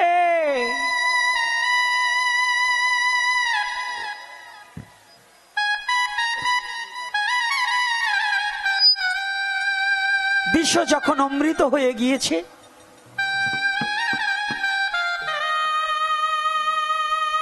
হিরণ্যকশ্যপ দেখলেন এ তো মারতে পারছি না, একটা কড়াই, বড় কড়াই আনলেন, তপ্ত তৈল ঢেলে দিলেন, জাল জ্বলছে, ফুটন্ত তৈল, হাত পা বেঁধে, পুত্র এখনো বলছি আমি তোমাকে ওই তপ্ত তৈলের মধ্যে নিক্ষেপ করব।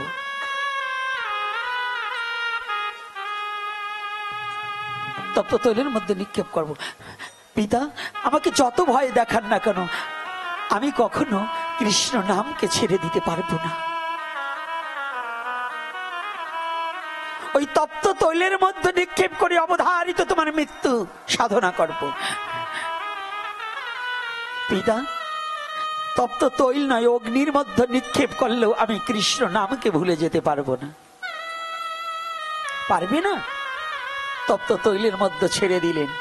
ওই তপ্ত ভক্তের পরশে চতুর্মুখ ব্রহ্মা দূর হতে, যে ব্রহ্মার যে অগ্নি প্রজ্বালিত, যে অগ্নির যে তেজ, ব্রহ্মা মনে মনে চিন্তা করলেন আজ আমার পরম ভক্তকে পরশ করব। তাই নিজে ওই তপ্ত, সবাই দেখছে ফুটন্ত তৈল, কিন্তু তৈল শীতল হয়ে গেছে, ওই তৈলের মধ্যে প্রহ্লাদ কৃষ্ণ নাম করছে। হরি বল হরি বল। ফুটন্ত তৈলের মধ্যে প্রহ্লাদ কৃষ্ণ নাম করছে। হিরণ্যকশ্যপ তাকিয়েছে, কি এ তো মৃত্যু নেই, আয় কে আছিস, ওর মৃত্যু যাতে হয় সেটাই করব। পাষাণ বেঁধে সাগরে নিক্ষেপ করে দে, সমুদ্রে নিক্ষেপ করে দে, যে কথা সেই কাজ। ছোট করে এই লীলাটাকে বলতে গেলে কয়েক ঘন্টা বলতে হয়, কিন্তু ছোট করে বলছি কেন জানেন? প্রায় 4টে বাজতে চললো, প্রায় 4টে বাজতে চললো, আবার একটু পরেই আজান দেবে হয়তো, তাই সেদিকেও লক্ষ্য করতে হবে। অনেক দূর দূরান্ত থেকে ভক্তরা আসছে, সেদিকেও আমাদের আলোকপাত করতে হবে নাকি? অনেকে প্রসাদ পায়নি, তাদেরও প্রসাদ পাওয়ার সুযোগ করে দিতে হবে। এজন্য লীলাটাকে আমি একটু গুটিয়ে আনছি। তাই আজ যে কথা সেই কাজ, পাষাণে বেঁধে সমুদ্রে নিক্ষেপ করলেন। সমুদ্রে নিক্ষেপ করার সাথে সাথে সেই ভারী শিলাও শোলা হয়ে ভাসতে লাগলেন। সাগরের মাঝে ভেসে উঠলেন প্রহ্লাদ। আর কৃষ্ণ, হা কৃষ্ণ, হা কৃষ্ণ, কৃষ্ণ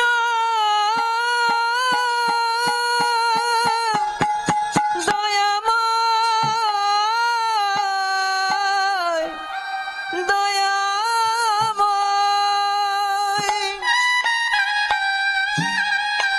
যখন হা কৃষ্ণ বলে প্রহ্লাদ কাঁদছে,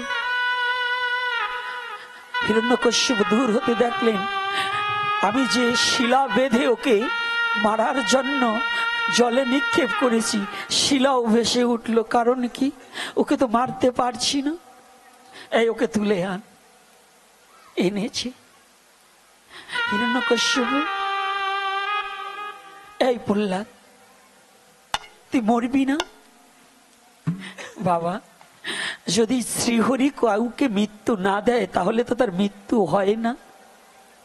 এই আবারও শ্রীহরি, তোর শ্রীহরি কোথায় থাকে রে বাবা? আমার শ্রীহরি জগতে কোথায় না থাকে তাই বলো। অনলে অনিলে আমার শ্রীহরি নাই, এমন কোন জায়গা বিশ্ব জগতে নাই। আমার শ্রীহরি সর্বময় আছে, আমার শ্রীহরি নাই এমন কোন জায়গা নেই। তাই হ্যাঁ, শ্রীহরি নাই এমন কোন জায়গা নেই। সত্যি বলছিস তো শ্রীহরি নাই এমন কোন জায়গা নেই? না নেই। সত্যি বলছিস নাই? না নেই। ফটিক স্তম্ভকে লাথি দিলেন। এটার প্রথম বললেন এটার মধ্যে কি তোর শ্রীহরি আছে? হ্যাঁ আছে, এটার মধ্যেও আছে। ক্রোধান্বিত ওই হিরণ্যকশ্যপ গিয়ে বাম পদাঘাত দিয়ে ফটিক স্তম্ভটাকে ভেঙে দিলেন। ভেঙে দেওয়ার সাথে সাথে ভগবান দেখলেন যদি আজকে আমি এটার মধ্য থেকে প্রকাশমান না হই তাহলে জগতে ভক্তের মান রক্ষা পাবে না। ভগবান নিজে নৃসিংহ মূর্তি ধারণ করে বেরিয়ে এলেন।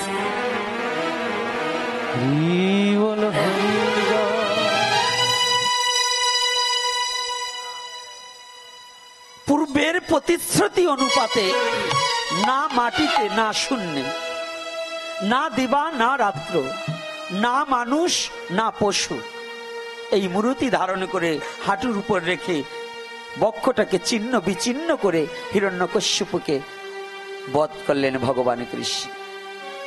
ভগবান নৃসিংহদেব বধ করলেন। কিন্তু বধ করার পরে কি করেছে জানেন?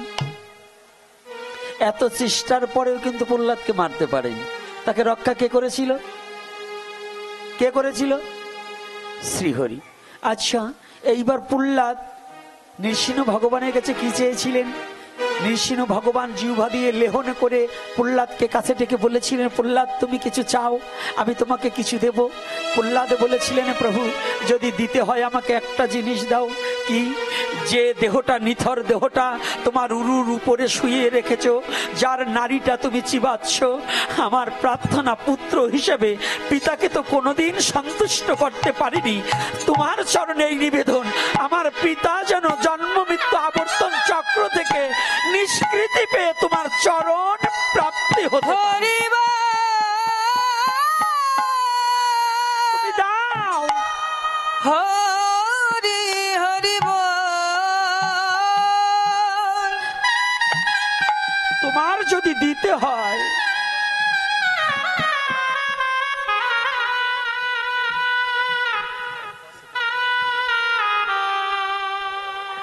তোমার যদি দিতে হয় তুমি আমাকে দাও, কথা দাও।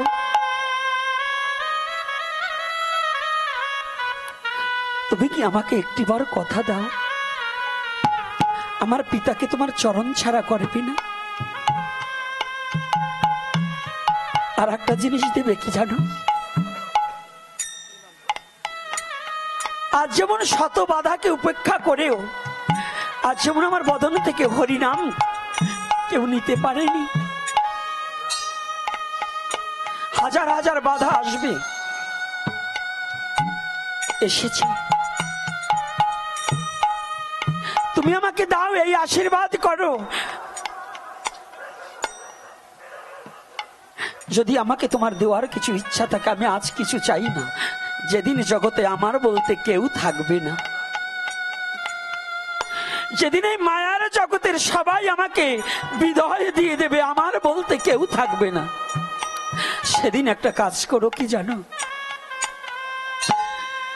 প্রভু, সেদিন আমায় চরণ ছাড়ো করো না রে।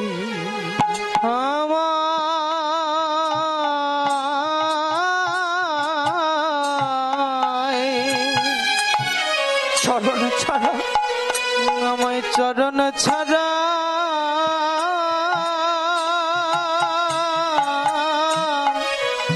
করো না রে।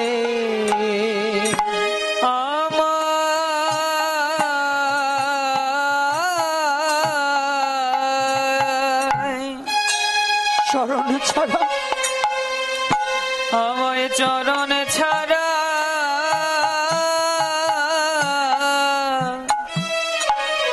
করো না হে। ওরে যেদিন আমার বলতে কেউ গুরু হরিবা ওরে কেউ থাকবে না রে,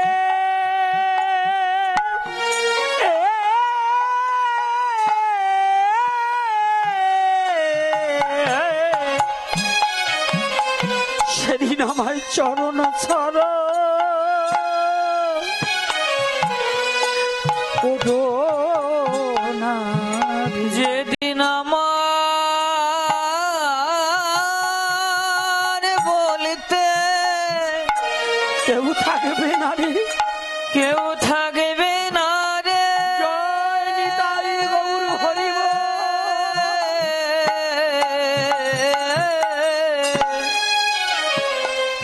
সেদিনই তোমার চরণে ছাড়া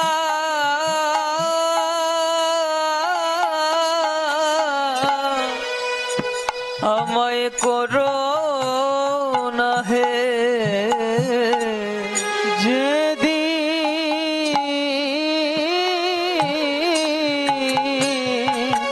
আমার বলতে কেউ থাকবে না রে, আমার বলতে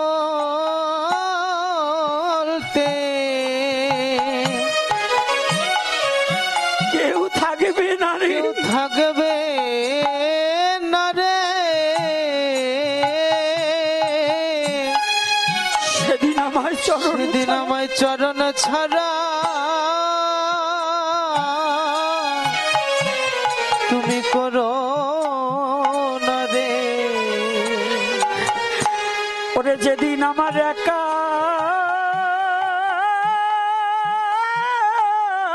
একা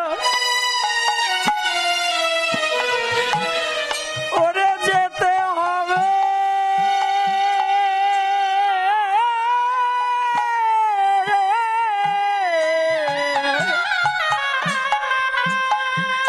সেদিন তোমার চরণ ছাড়া যাব,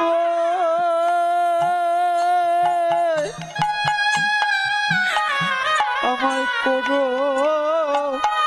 দারি। যেদিন আমার একা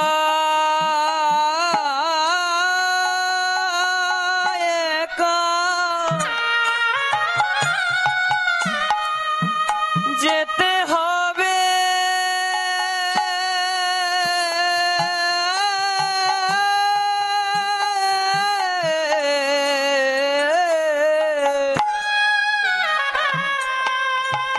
সেদিনই তোমার ওই চরণ ছাড়া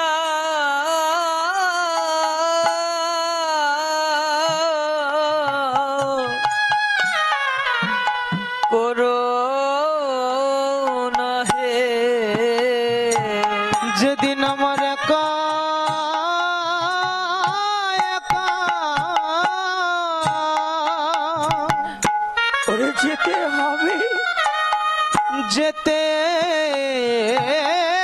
হবে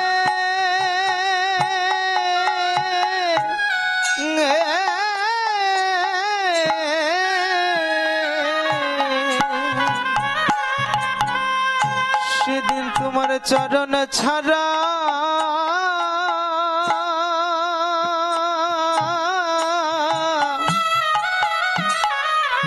আমায় করো না রে। এই বিশ্ব জগতে শুধু প্রহ্লাদের নয়,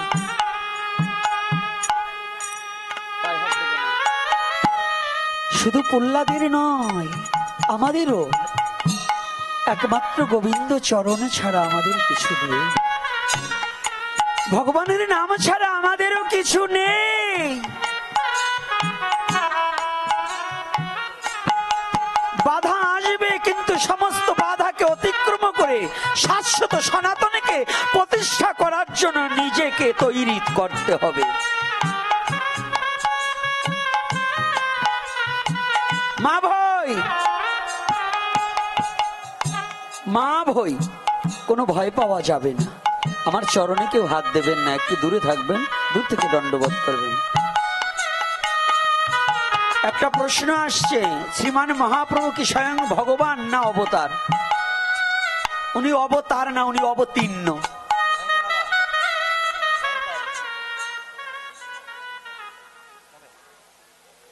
একটা কথা বলছি, ধীরে ধীরে প্রশ্নের উত্তর হবে, আরো কিছু সময় আলোচনা হবে। আর হরিকথা শ্রবণ করলে কিছু দক্ষিণা দিতে হয়। আর আপনাদের এই ভিক্ষার উপরে আমার মন্দিরটা চলে, আমার কোনো সহায় সম্বল নেই। যদি কোনো সুহৃদয়বান ভক্তগণ যার যেমন সামর্থ্য আছে ভগবানের সেবার নিমিত্তে দান করবেন, আমার ছেলেরা যাবে, ওদের কাছে দেবেন। উঠবেন না, বসুন, প্রশ্ন আছে, প্রশ্নের উত্তর শুনে যাবেন না, আরো আছে, এত তাড়াতাড়ি ছাড়বো না। আসছি সারা রাত গাড়ি জার্নিং করে, কি শুধু এই 2 ঘন্টা আলোচনা করার জন্য নাকি? হ্যাঁ, এত তাড়াতাড়ি ছাড়িয়ে দেবো নাকি ভাবছেন কি? রাধে রাধে। মহাপ্রভু কি স্বয়ং ভগবান না অবতার? শাস্ত্রে বললেন, একেলা ঈশ্বর কৃষ্ণ আর সব ভিত্ত, যারে জৈসে করায় নিত্য সে তৈসে করে নিত্য। তাহলে কৃষ্ণ যদি ঈশ্বর হয়, সেই কৃষ্ণ যদি গৌরাঙ্গ হয়, তো এইটুকু বোঝেন না উনি ভগবান না ঈশ্বর না অবতার না অবতীর্ণ?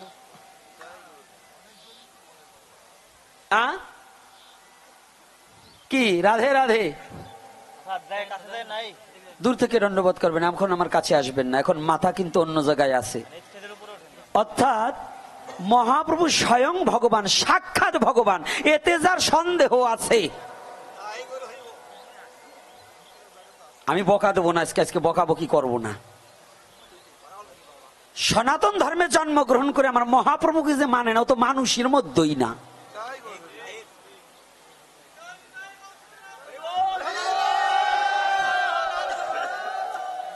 যে মহাপ্রভু না হলে আজকে এই মিলন মেলা মিলতো না। যে মহাপ্রভু না আসলে সমস্ত জাতি এক জায়গায় বসতে পারতেন না। যে মহাপ্রভু না আসলে আন্দোলন হতো না। যে মহাপ্রভু চাঁদ কাজীকে দলন করেছিলেন মশাল মিছিল করে, কি জানেন?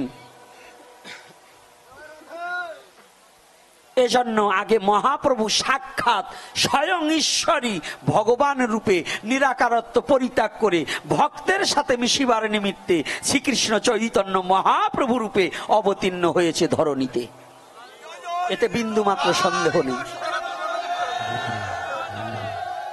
ছোট্ট একটু কথা শুনি, তারপরে মহাপ্রভু ভগবান নাকি একটু বুঝুন। বৃন্দাবন এই নবদ্বীপের গায়ে এক মহাত্মা রয়, সিদ্ধ বাবা। সিদ্ধ বাবার কাছে জিজ্ঞাসা করছে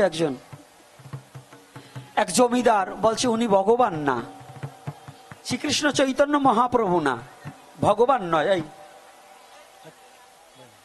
শ্রীকৃষ্ণ চৈতন্য মহাপ্রভু ভগবান না, এক জমিদার বলছে। তো এইবার ওই সিদ্ধ বাবা বলছে, এতদিন আমার সন্দেহ ছিল যে মহাপ্রভু ভগবান কি না, তা আজকে আমার শিওর যে মহাপ্রভু সাক্ষাৎ ভগবান। পায়ে হাত দেবেন না। এইবার শিওর হয়েছে যে মহাপ্রভু সাক্ষাৎ ভগবান বলছে কেন? বলছে শুনুন, ভগবান যতবার পৃথিবীতে আসছে প্রত্যেকবার ভগবানের বিরুদ্ধে আচরণ করত রাজারা আর জমিদাররা। কারা? কি ভগবানের বিরুদ্ধে আচরণ রাজা করেনি? কংস রাজা ছিল না? হ্যাঁ, রাবণ রাজা ছিল না? তো এরা ভগবানের প্রত্যেকবার বিরুদ্ধে আচরণ করছে। তাই সিদ্ধ বাবা বললেন, এইবার জানলাম, এতদিন আমার সন্দেহ ছিল শ্রীকৃষ্ণ চৈতন্য মহাপ্রভু ভগবান হতেও পারে, নাও পারে। তো এইবার আপনার কথার উপরে বুঝলাম যে সাক্ষাৎ উনি নিশ্চয়ই সাক্ষাৎ ভগবান, অর্থাৎ আপনি যখন বিরুদ্ধ করছেন তাইলে উনি ভগবান। তো এজন্য জানবেন যে শ্রীকৃষ্ণ চৈতন্য মহাপ্রভু স্বয়ং ভগবান।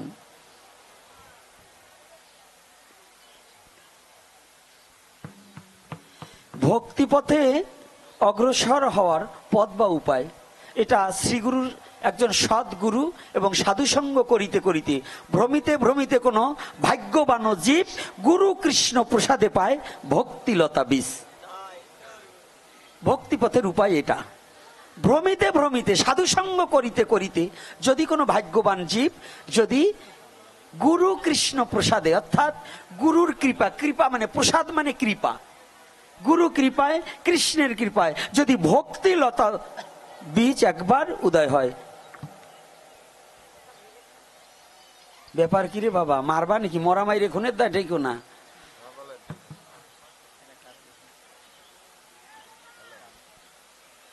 বাবা কথা তো এখানে লেখছে, এই শ্রীধামে কি কালী পূজায় পাঠা বলি দেওয়া যায়? শ্রীধামে না, কোনো জায়গায় পাঠা বলি উচিত নয়। মানবতা থাকলে পরে পাঠা বলি দেওয়া যায় না। তবে যুগ সন্ধিক্ষণে ওই আগে তৎকালীন সময় জমিদাররা তাদের ছেলে পেলের সাহসী তৈরি করার জন্য বলি দিত, যে রক্ত দেখলে পরে যাতে একটু ছেলে সাহসী হয়, কারণ রাজ্য রক্ষা করতে হইলে তো একটু সাহসীর দরকার। এই জন্য দেখেন না, এই হিন্দু জাতির ছেলে পেলে একটা বিড়াল মারতেও ভয় পায়, পায় কি না? তো কোথায় কোন জায়গা ধর্মের কথা বলবো? বাংলাদেশে ধর্মের কথা বইলে ঠিক থাকা যাবে না। যদি বলেন কেন, ওই প্রশাসনে এখন এসে বলবেন ওনারে অ্যারেস্ট করো, কারণ সত্য মিথ্যা কোনো যাচাই করার তাৎপর্য নাই। বাংলাদেশে এখন হচ্ছে হুজুকে বাঙালি, হুজুকে প্রশাসন। কারণ একজন এক কথা বললো, কান নিয়ে গেছে সিলে, কানের কাছে হাত দেওয়া নাই, ও সিলের পিছনে দৌড়াই, প্রশাসনও তাই। বাংলাদেশে মব সৃষ্টি করে বলছে আমুক ধর্ম অবমাননা করছে, ধর শালারে, কিন্তু আসলে কিছুই হয় নাই। পরে খুঁজে দেখা যায় কিছু হয় নাই, মাঝখানে তো হিন্দুর ঘর বাড়ি পুরানো জ্বালানো, দোকানপাট লুটপাট করে নিয়ে যায়। এই যে কয়েকদিন, আজকে 3 দিন আগেও ফরিদপুর জেলা অন্তর্গত নগরকান্দা থানার মধ্যে একেবারে ভুয়া ভাবে ছেলেটার বাড়িঘর ভাঙাচোরা করেছে, দোকান ছিল সব লুটপাট করে, আবার প্রশাসন তাকে অ্যারেস্ট করে ঘরে ঢুকিয়েছে। এখন সংবাদ পাওয়া গেল এগুলো কিছুই না, ওই আইডি, ফ্যাক আইডি, ভুয়া আইডি দিয়ে ওকে আগের শত্রুতার জেরে এই কার্য করেছে। এলেন বলবার যাই কি মার খাবো নাকি? এই জন্য সব কথা বলা যাবে না। লাস্টে যে কথাটা বলছেন, এই যে ভক্তি, সনাতনী জাতি দেখুন একটা ইঁদুর মারতেও ভয় পায়। কি করে বলি? মানুষ হত্যা তো দূরের কথা, সাধুরা তো মাছ মাংসই খায় না। খান নাকি আপনারা? কথা বলে না, খান নাকি? তা যদি না খান তাহলে আমরা কি একটা মানুষ মারতে পারি? একটা মাছ মাংস খায় না যে সনাতনী জাতি, তারা মানুষ মারতে পারে না। তারপরেও আজকে 1টা বছর অতিক্রম হয়ে গেল আমাদের চিন্ময় কৃষ্ণ জেলে। বুঝতে পেরেছেন তো? কোথায় ধর্মের কথা বলবেন? এজন্য ওটা পরে, ধর্ম ধর্ম কীর্তন পরে, আগে অস্তিত্ব নিয়ে কথা বলতে হবে। যদি অস্তিত্ব না থাকে হরে কৃষ্ণ বলতে পারবেন না। এজন্য অস্তিত্ব রক্ষা করতে হবে। সেখানে কি বললেন? বিশ্ব যদি চলে যায় কাঁদিতে কাঁদিতে, আমি একা পড়ে রব কর্তব্য সাধিতে। আমি একটা কথা বলতে চাই, আজকে যেখানে এসেছি এই হরিদাস বাবার এখানে, এই হরিদাস বাবার আমি একটা আপনাদের প্রতি একটা অনুরোধ করতে চাই, স্বজাতি চিন্তাটা হৃদয়ে ধারণ করবেন। স্বজাতির কোনো ক্ষতি হোক, কোনো মানুষ জাতির ক্ষতি হোক, এটা চাবেন না। এই ধামটাকে রক্ষা করার দায়িত্ব আপনার আমার সবার, কি আছে কিনা? হ্যাঁ, আপনার সাথে হরিদাসের সাথে ব্যক্তিত্ব ঝগড়া থাকতে পারে, ব্যক্তিত্ব কার্য থাকতে পারে, কিন্তু এই মন্দির সম্বন্ধে যারা ওই ব্যক্তিগত ঝগড়া এনে মন্দিরকে নষ্ট করার জন্য যারাই করে, তারা মানুষের বাচ্চা না, তারা জানোয়ারের বাচ্চা।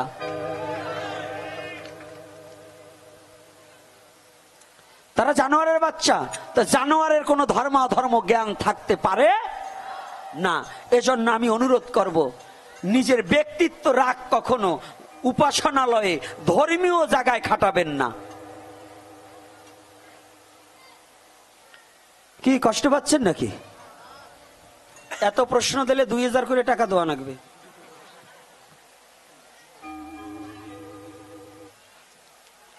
গাইরস্থ গুরুর কাছ থেকে দীক্ষা নিলে মুক্তি। হ্যাঁ, গাইরস্থ গুরু যদি সেই রকম গুরু হয়, সংসারে থেকেও যদি তার ত্যাগ হয় উদয়, তাহলে দীক্ষা নেওয়া যায়।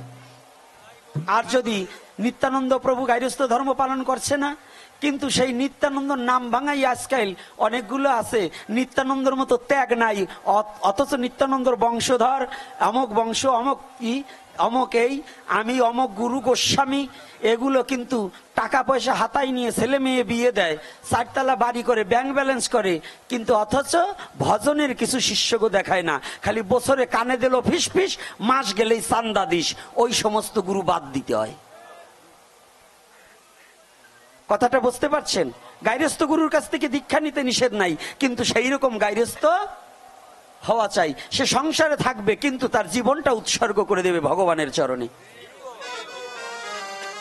আবার আজকাল গুরু আছে, মন্ত্র দেয়, শিষ্যরও বাচ্চা হয়, গুরুদেবেরও বাচ্চা হয়। ওইরকম গুরুর কাছ থেকে দীক্ষা নিলে রসাতলে যাইতে হয়। আর দীর্ঘায়ী করব না, তবে আপনাদের কাছে জানাতে চাই, হে সনাতনী জাতি, আমার মেসেজটা পৌঁছিয়ে দেবেন। আমরা কোনো দলের বিরুদ্ধে নয়, কোনো জাতির বিরুদ্ধে নয়, কোনো ধর্মের বিরুদ্ধে নয়। পৃথিবীতে ভগবান সৃষ্টি করেছে, যাকে যে ধর্মে পাঠিয়েছে তার তার ধর্ম শেষে প্রতিপালন করবে। এতে আমাদের কোনো কথা বলার অধিকার নেই, এটা ঈশ্বরই জানবেন, সেই সৃষ্টিকর্তাই ভালো জানে। তবে ইদানিং আমি দলকে উপলক্ষ করে বলছি না, কোনো কিছু করে কথা বলছি না, তবে আমি সবাইকে অনুরোধ করব, যদি কোনো নেতা আমাদের সনাতন ধর্ম নয়, যে কোনো ধর্মকে ছোট করে দেখে, সেই নেতার পিছনে আমরা দৌড়াবো না। প্রত্যেকটা ধর্ম নিঃস্বাধীনভাবে করবার যে অধিকার দেবে, আমরা যে দেশে যে নেতা যে দল আমার স্বধর্মকে সঠিকভাবে প্রতিপালন করতে দেবে, আমরা তার সাপোর্টার হব, এতে কোনো আমাদের বাধা নাই। কিন্তু আমার ধর্মকে বাধা দেবে, আমার ধর্ম নিয়ে কটূক্তি করলে, বাংলাদেশে নয়, যে দেশের যে প্রান্তের যে নেতা হোক, তার সঙ্গ দেব না এবং তার কথা আমরা, তার সাথে আমরা হাঁটবো না। জয় নিধি। আর কিছু দীর্ঘায়ী করব না। আর আমি আপনাদের কাছে অনুরোধ করে যাচ্ছি, আমার পাগল ছেলেটা হরিদাস যে আয়োজন করেছে এবং যে মধুর শ্রীধাম নবনিত্য মধুর বৃন্দাবনের আয়োজন করেছে, এই শ্রী নবনিত্য বৃন্দাবনটা আপনার আমার সবার, এটাকে পবিত্রতা এবং এটাকে রক্ষা করার দায়িত্ব আপনার আমার সবার। তাই পিছনের সমস্ত আলোচনা সমালোচনা দূরীভূত করে দিয়ে এই শ্রীধামকে রক্ষা করার দায়িত্ব আপনার আমার সবার, এই আশা ব্যক্ত করে আর দীর্ঘায়ী করব না। একটা গান গাবে তোমরা, আজকের মতো আলোচনা এখানে বিশ্রাম রাখো।